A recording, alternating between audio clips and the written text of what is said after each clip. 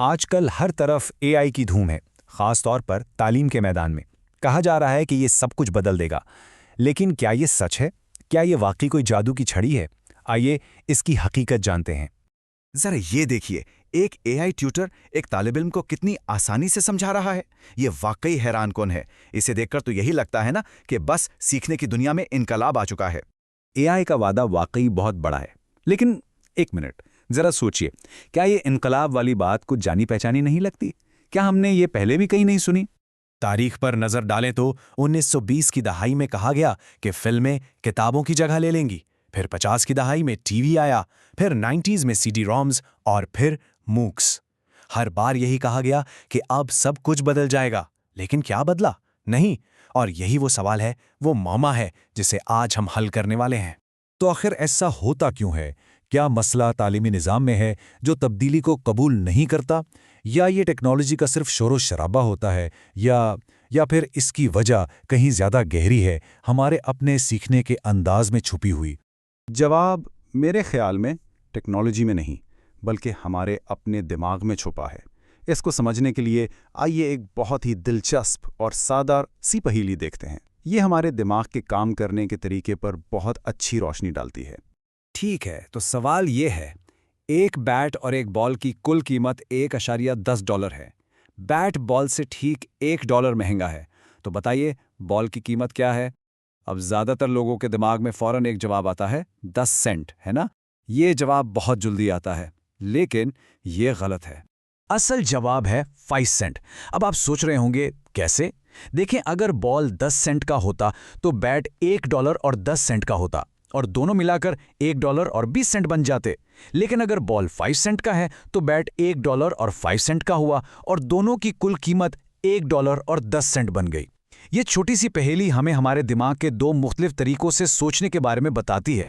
इसको समझने के लिए नोबेल इनाम याफ्ता डैनियल कानेमैन की थ्योरी बहुत मदद करती है। वो कहते हैं कि हमारे दिमाग में सोचने के दो सिस्टम हैं। एक है सिस्टम 1, ये बहुत तेज़, खुदकार और जज्बाती है, इसी ने आपको फ़ौरन 10 सेंट का जवाब दिया था। और दूसरा है सिस्टम 2, ये सुस्त है, सोच समझ के काम करता है, मंतकी है, और सच कहूँ तो थोड़ा सुस्त भी है।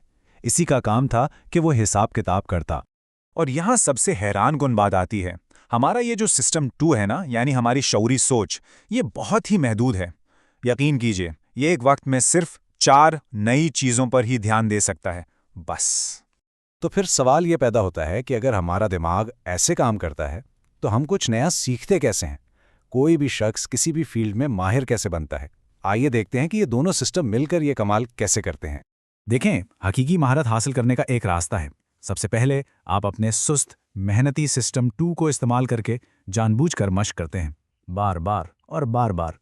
इस मेहनत से आपके तवील मुद्दती याददाश्त में इल्म के मजबूत ढांचे बनते हैं, और आखिरकार ये ढांचे मालूमात के चंक्स या टुकड़े बन जाते हैं, जिन्हें आपका तेज़ सिस्टम 1 बगैर किसी कोशिश के खुद ब खुद इस्तेमाल करने लगता है। इस चंकिंग की सबसे बेहतरीन मिसाल शतरंज के मास्टर्स पर की गई एक मशहूर तहकीक से मिलती है। आइए देखते हैं कि यह हकीकत में कैसे काम करता है। एक तजुर्बे में शतरंज के मास्टर्स और नए खिलाड़ियों को सिर्फ 5 सेकंड के लिए एक चलती हुई गेम का बोर्ड दिखाया गया। नतीजा, मास्टर्स ने औसतन 16 मोहरों की जगह याद रखी, जबकि नए खिलाड़ी सिर्फ 4 की। लेकिन जब मोहरों को बेतरतीब अंदाज में बिखेर दिया गया तो मास्टर्स भी सिर्फ 4 ही मोहरें याद रख पाए। इसका मतलब क्या हुआ? इसका मतलब यह है कि मास्टर्स की याददाश्त तेज नहीं होती, बल्कि वो हजारों घंटों की प्रैक्टिस से बने पैटर्न्स को पहचानते हैं। और यही सबसे अहम नुक्ता है, कोई जनरल सोचने की महारत जैसी चीज नहीं होती। जो चीज होती है वो है आपके तवील मुद्दती याददाश्त में बने इल्म के ये पेचीदा जाल। महारत किसी एक फील्ड में होती है, और ये सख्त, जान तोड़ मेहनत के बगैर हासिल नहीं होती।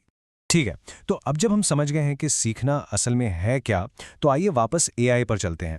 इस नई समझ के साथ एआई की तस्वीर कैसी नजर आती है? यहाँ आकर एआई एक दो धारी तलवार बन जाता है। एक तरफ तो ये बहुत ज़बरदस्त है, ये आपको प्रैक्टिस के लिए फौरी फीडबैक देता है, एक ऐसे ट्यूटर की तरह जो कभी नहीं थकता।